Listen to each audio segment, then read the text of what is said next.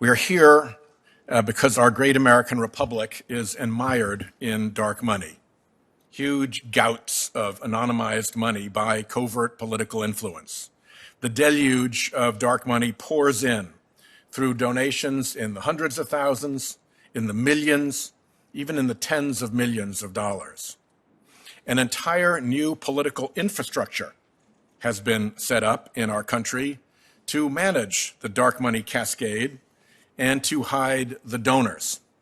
It is a multi-hundred million dollar covert operation, and it has unleashed in our republic more than $1 billion spent in political dark money, resulting in what has been called a tsunami of slime.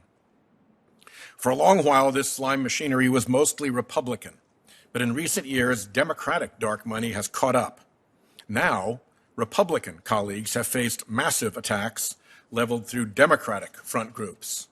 So perhaps this slime machine can be a bipartisan concern. The focus of the series of hearings we begin today is on the encroachment of the dark money machinery into the judicial branch of government.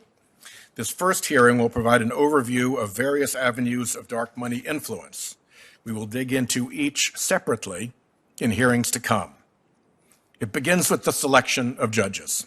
A private organization has long sought influence over judicial nominations to be the good housekeeping seal of approval for conservative judges. But when President Trump formalized this gatekeeper role, things turned toxic. First, a private entity obtained controlling influence over judicial nominations to our country's courts. That alone ought to be a problem. Second, the private organization was completely non-transparent in deploying its influence. It was all covert. That's another problem. Third, the private organization accepted massive, contemporaneous, anonymous donations. That's the worst problem of it all. It looks like the gatekeeping function of this private organization was sold or licensed to anonymous bidders, giving huge interests willing to write huge checks a hidden hand of control at the judicial nominations turnstile.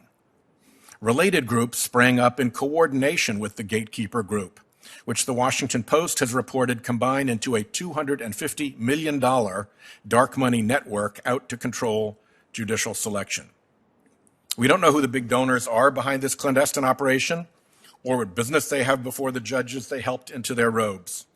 It appears that the last 3 Supreme Court justices and many Court of Appeals judges were ushered onto the bench through this operation.